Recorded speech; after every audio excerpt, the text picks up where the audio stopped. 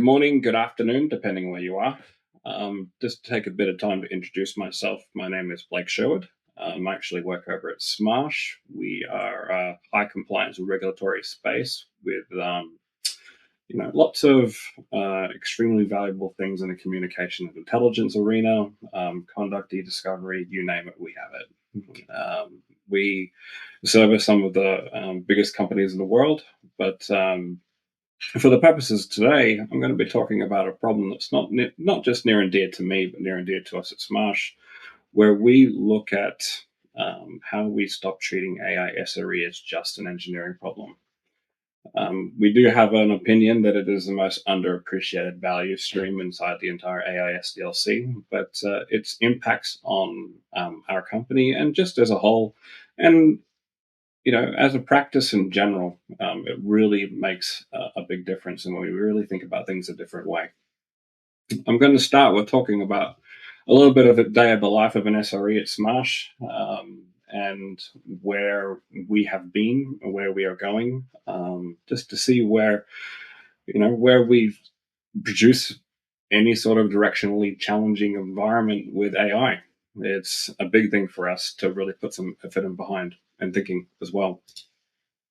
But to start a day in the life of an SRE at Smarsh over the last couple of years, I think this is obviously not a common, not a problem that is unique to Smarsh, but a common problem for a lot of companies. That there's someone in the room with a customer and promises are going to get made, and no one's talked to the engineers. And my career, personally, I've been doing systems management and SRE-like work for a good while now, and there's a lot of times where I'll sit there and think, I wish they had just said something. I wish they had just, prioritized the conversation with engineering, focused on, what's changing, what's being said. Not a unique challenge, as I said, a pretty common one. But, for us, it's really important to realize the scale. At Smarsh, and the reason why it's a good conversation to have up front is Smarsh systems are complex.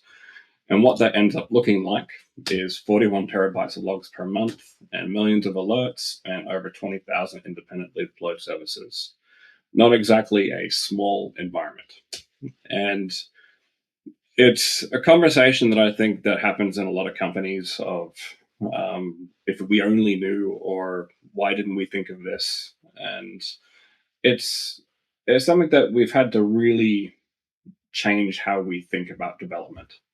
And given the nature of what we're talking about today, I'm going to kind of walk through a little bit of how we did it and how we thought about it as well. Now, the reason why the disconnect exists sometimes, and this is a view that we've had for a little while, is while it's not intentional, product and engineering are typically on separate tracks. To the left, you can see your pretty typical experience, plan, promise, sell. And on the right, engineering, build, deploy, watch. I mean, I spent most of my career in that bottom left right-hand corner, number 3, watch. And it ends up this way for a myriad of reasons. Again, it's not really intentional. It tends to be an accident as far as I can tell. But where SRE falls in this area is nowhere up front. It's not typically something that's talked about straight up from either a business focus perspective or a value perspective, but it's typically something that we ended up expecting SREs to catch what falls through the cracks. So in any sort of value streaming or any sort of product development through this entire experience, at the end of the day, someone's watching dashboards, someone's watching monitors, and we're expected to either clean up a accident or a mess or scale with the business. Now, I think there's one thing that goes without saying, but I will say it anyway. I think AI has been changing a lot of roles in the industry, and we're definitely experiencing it where we are at Smarsh. But the rhetoric around the change, I think, is something that's not necessarily that the field has changed itself. We just have to come at it different ways. Think about it differently, articulate it a different way, focus on the problems, focus on the outcomes, and not necessarily the architectural changes or technical deficiencies.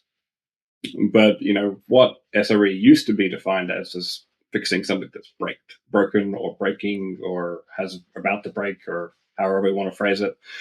But it's traditionally been reactive as designed. So if you look at this experience from product and engineering, how do we flip from reactive to proactive? And I'm not talking about fixing problems before they exist. I'm talking about changing how we treat the conversation. How do we bring people ahead of time into that planning phase? But as I said, this experience was never designed to be disconnected. It just evolved this way, sheerly from the chaos and size of a lot of ecosystems. Like I mentioned, for Smarsh, our ecosystem is quite significant. It is quite large in a lot of ways. The solution that we obviously always have come to in recent months or last 12 to 18 is, how do we fix this? How do we address it? And the typical answer is agents. It's something that we agreed upon internally, and obviously a lot of other people have agreed on that too. That's why we're here. But the most important thing for me and how we've thought about this is, it's not necessarily as simple as let's go release an agent and everything's fixed, right? I think the expectations of product development are changing as well, along with how we actually see things.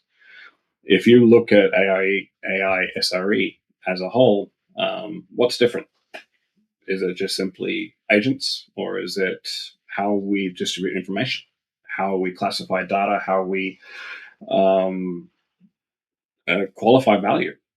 It's mechanics and minutia aside, it's not really about faster recovery anymore. If you look at how we see the entire broader scope of things. But agents themselves, we had to start with a focus on really how we classify agent impact.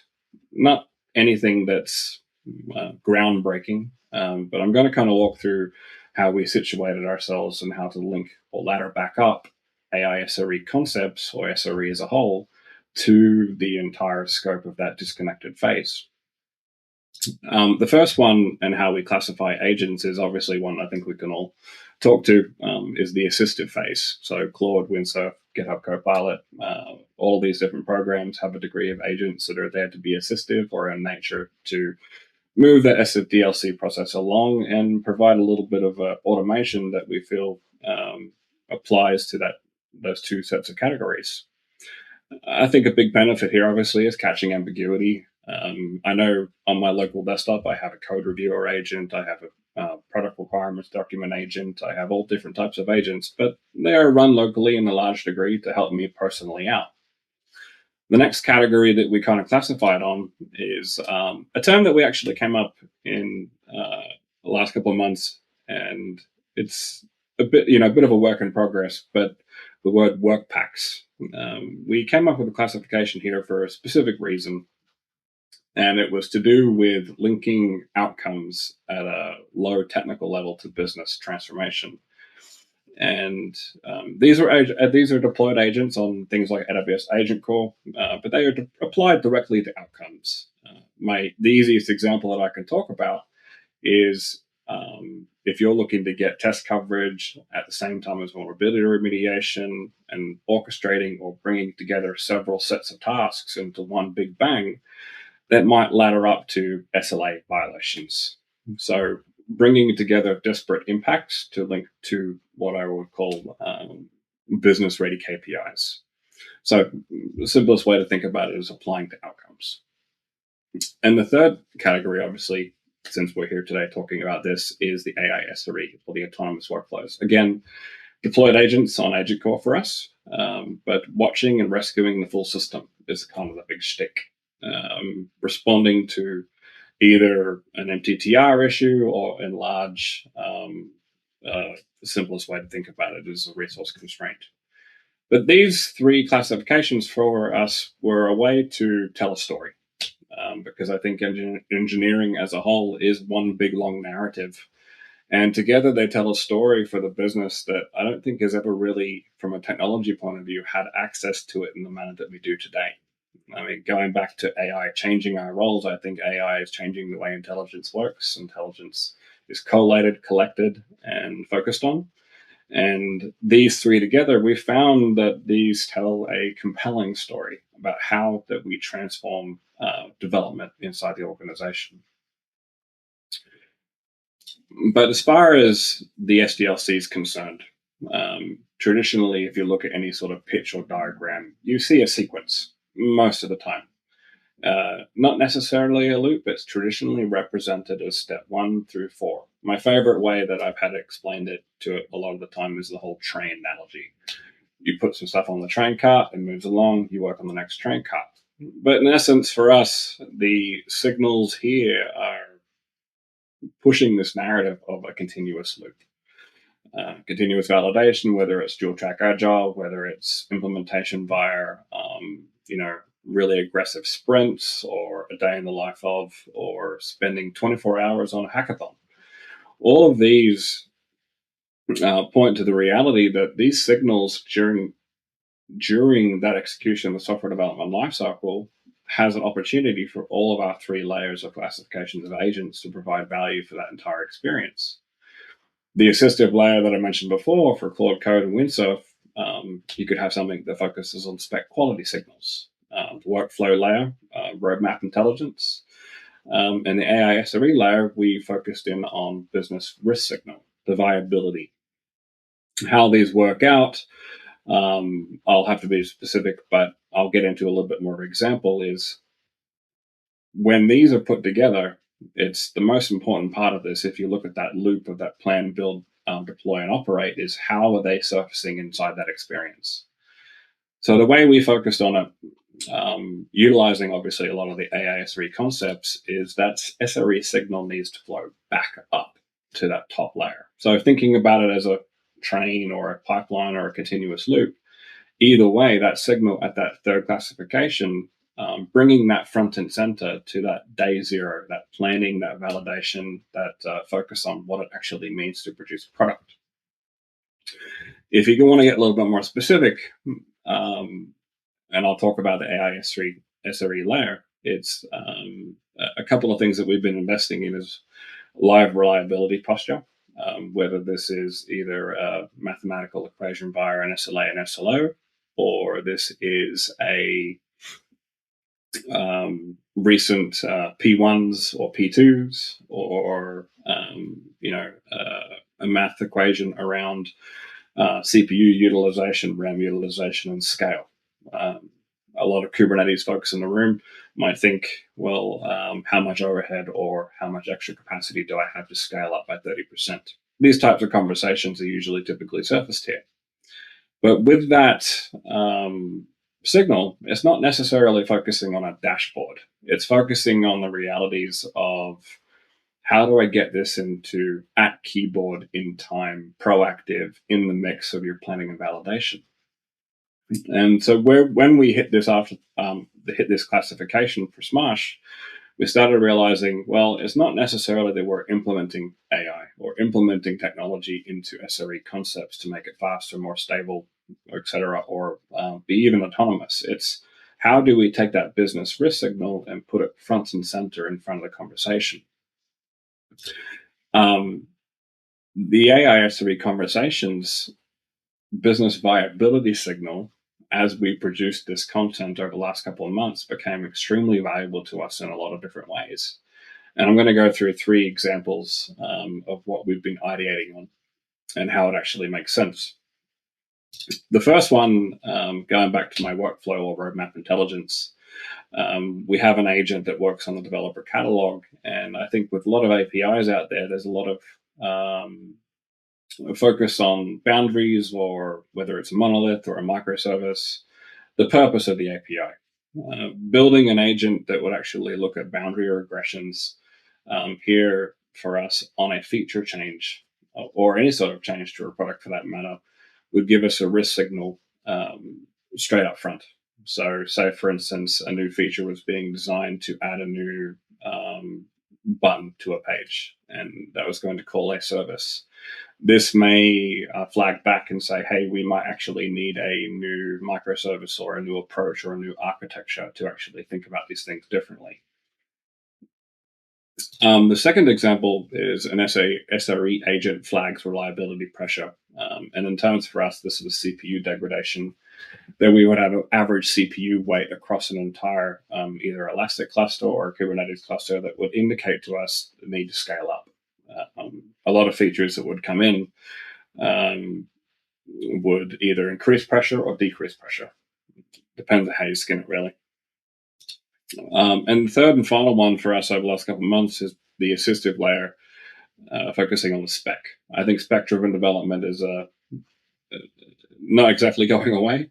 It's going to be a first-class citizen of a lot of environments. But focusing on this one from an AI SRE perspective was a bit of an interesting change for us, because it linked back it all the way through to the cycles. Plan, develop, build, operate, all of the different aspects, even going through to rescue or your security or vulnerability remediation.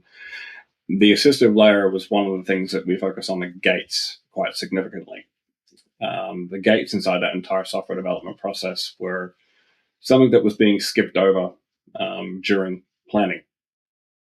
And for these three examples, obviously just very, very simple ones, but how we built out these agents not necessarily was a way to say that these would be gates or further controls on our system, but it led to a better conversation.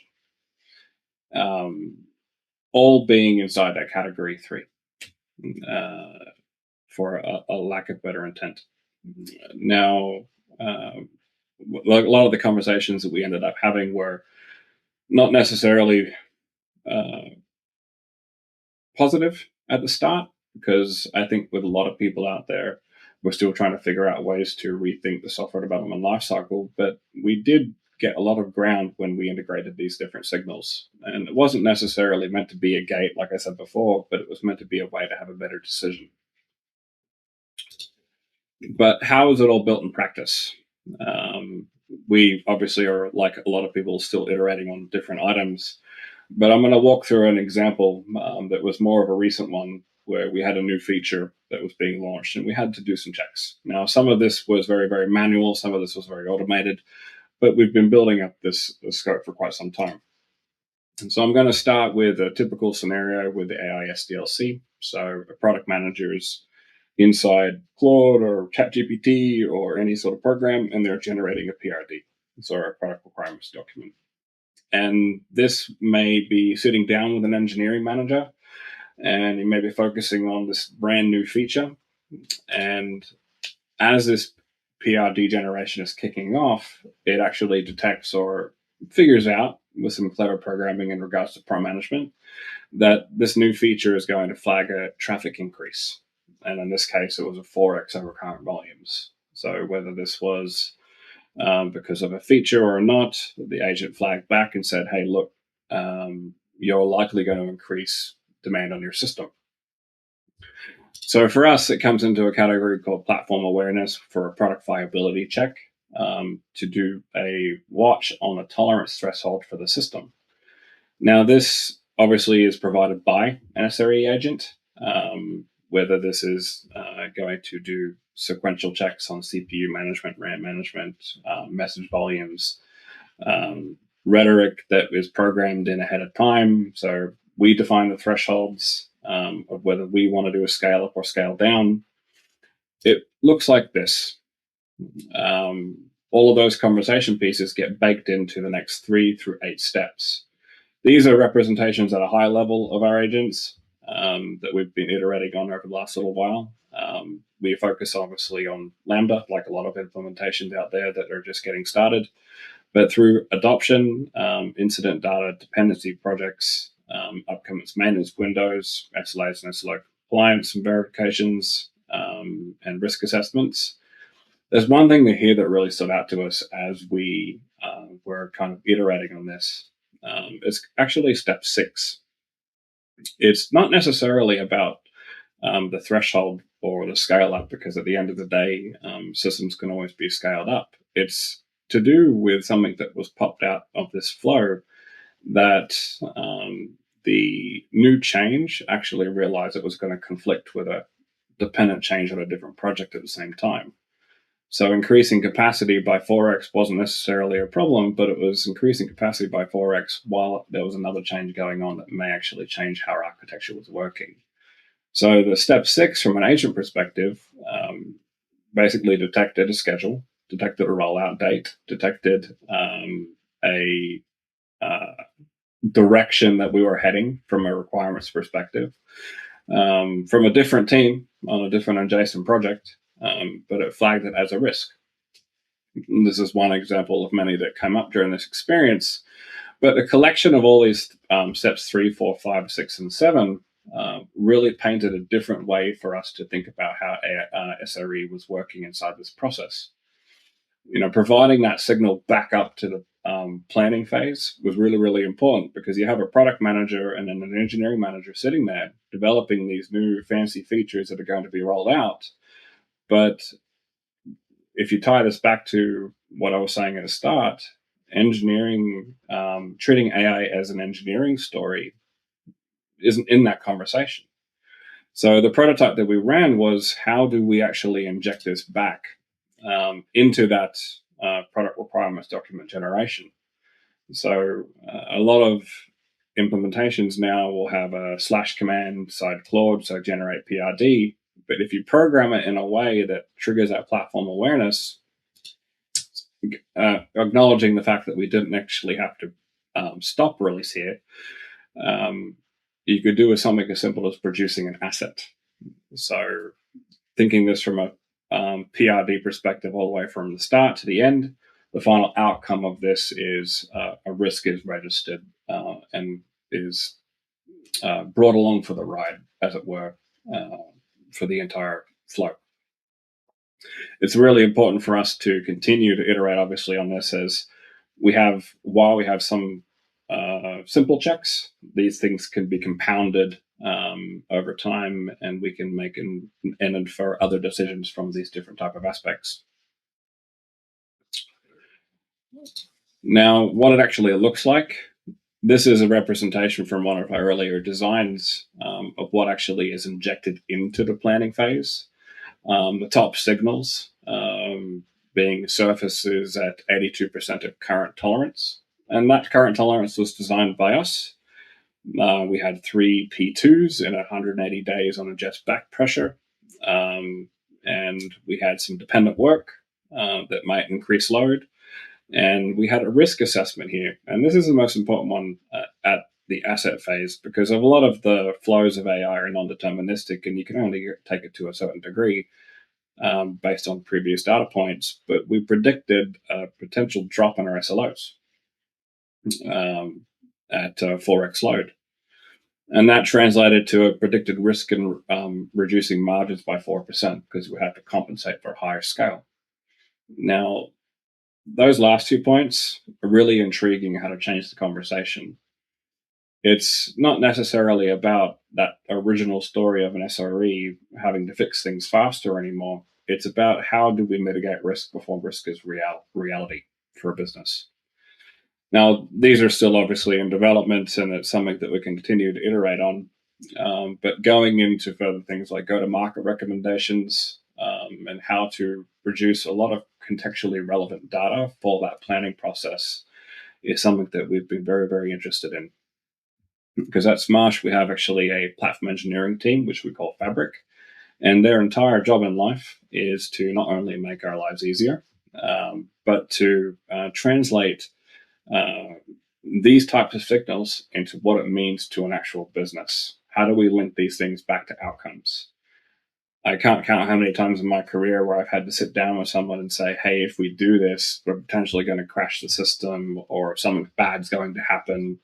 But imagine a way that you could actually go from left to right and give a view that makes serious impact to a business in a positive or a negative light. So this is just more of a product or battle card, or however you want to skin it. I love all the different words for this one.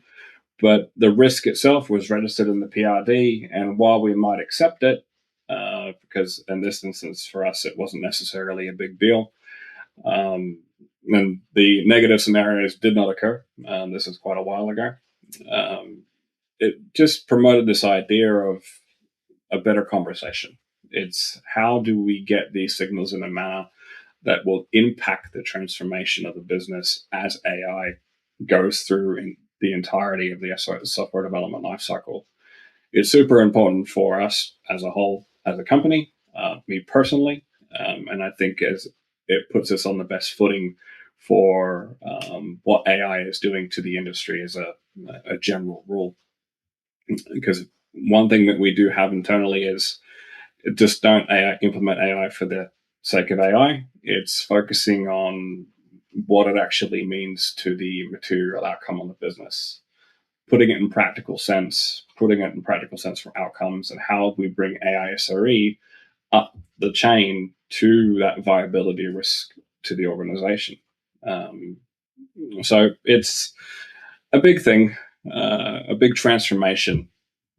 But I always ask, why didn't this exist before? I've been continually iterating on that for quite some time, but I think if I had to answer it plainly, it didn't exist because there's so much noise. If you remember in my first slide, it was in large a problem for us due to this necessary scale. Over 20,000 systems, 41 terabytes of logs per day. It's a complex space. And I think the one thing that we kind of committed to coming into 2026 is that no human team or no sort of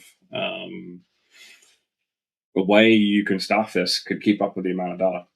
It's the technology finally caught up to the problem, and reducing agents for us, definitely changed the conversation where we see start outcomes that are becoming more a reality of roadmap commitments, carrying a viability signal before they're made.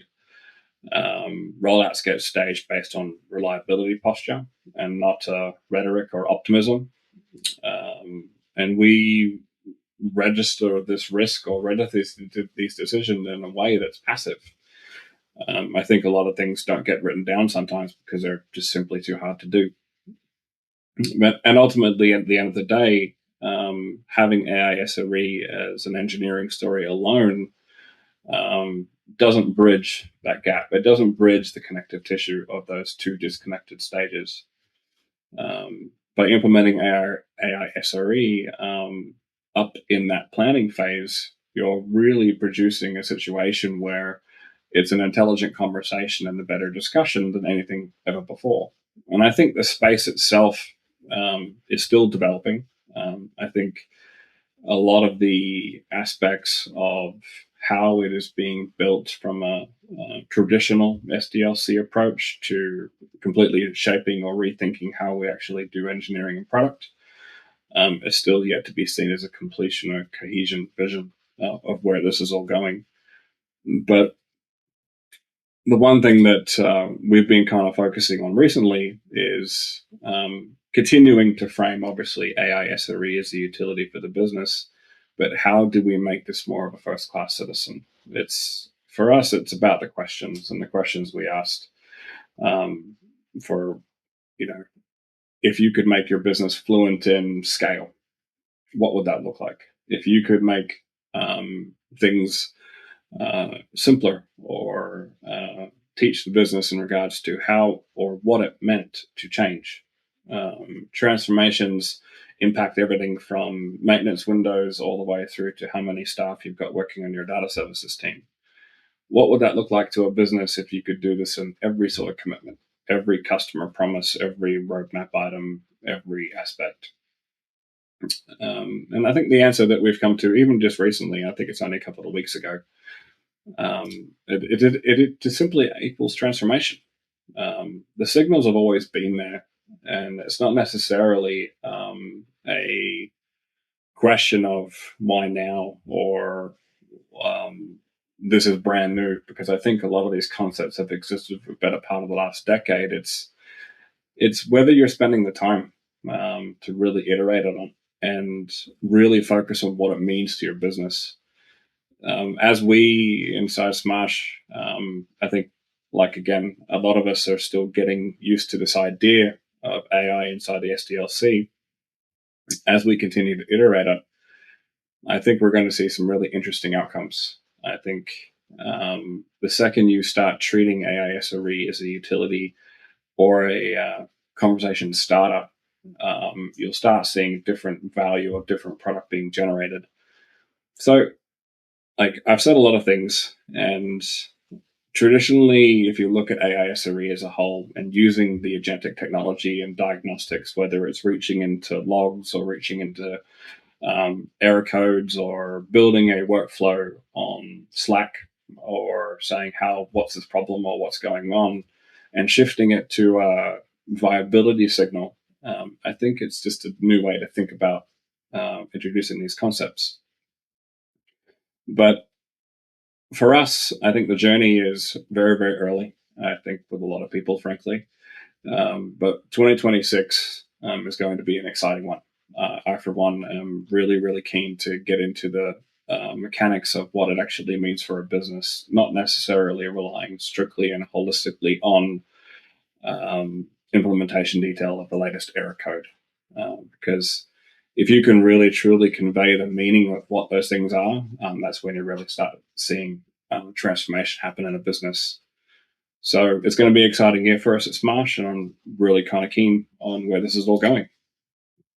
But I will leave it there, and it's been a pleasure.